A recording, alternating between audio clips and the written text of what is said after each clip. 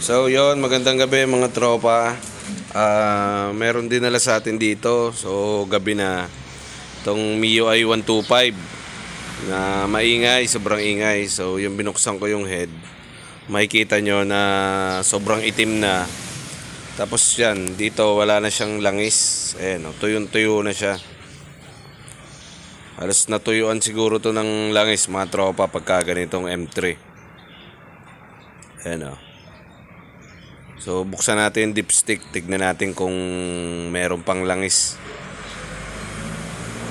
Suksukan na lang natin to ng Phillips screw. Check natin kung hanggang dulo ba may tira. So yan mga tropa, talaga namang wala. Side na side yung langis niya. So pagka ganito, check natin yung mga possible na naging sira. Pagka M3 yung motor nyo, makita natin yan. Dito mga tropa, ayan, magkalas muna tayo ng throttle body niya. Madali lang naman magkalas nito. Bunutin nyo lang yung mga socket. Tapos yun sa throttle cable. Tapos dalawang 10mm lang.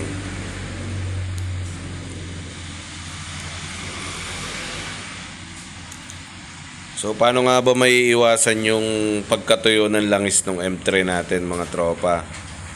So mas magandang gawin nyo rito every 1,000 km. So magpa-change oil na kayo.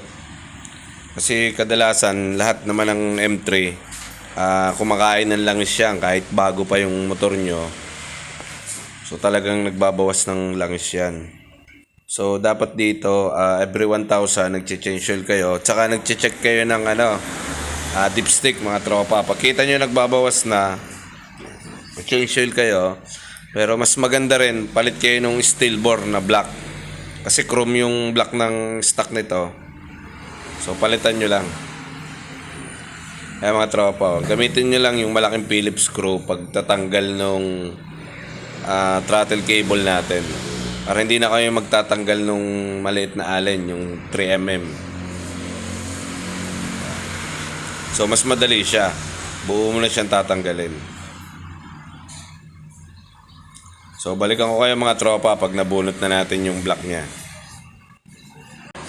So dun sa hindi pa mga nakasubscribe mga tropa, pasubscribe na lang ako sa YouTube channel natin para updated kayo dun sa mga sunod na mga video natin. Baka motor nyo na yung next na vlog natin para may idea kayo kung ano yung mga possible na sira ng motor nyo.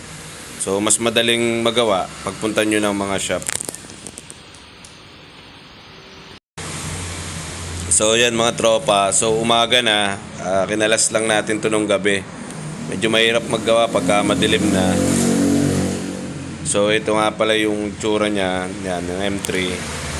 So marami siya naging tama mga tropa.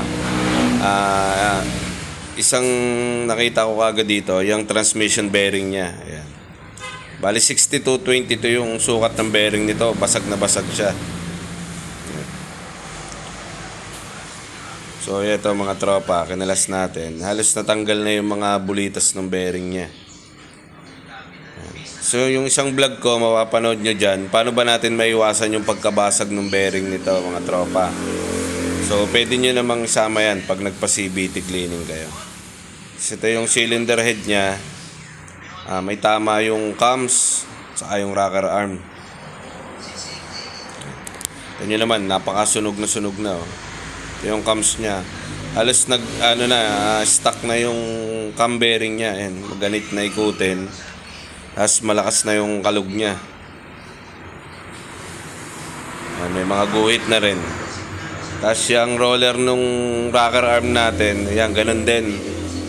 So normal siya na may konting clearance, pero itong case nito sobrang lakas ng kalug niya. Tapos ayan, hindi na siya maiikot ng ayos. So yan, papalitan din natin yan mga tropa. Dahil lang sa ganito, pag change oil nyo, napabayaan, ganyan yung magiging sira. So linisin na lang natin to mga tropa, tapos bubuuin na lang para goods na. So wag nyo pabayaan yung langis ng motor nyo kung M3 yung gamit nyo. Kasi ito yung mga possible na pwedeng masira dyan.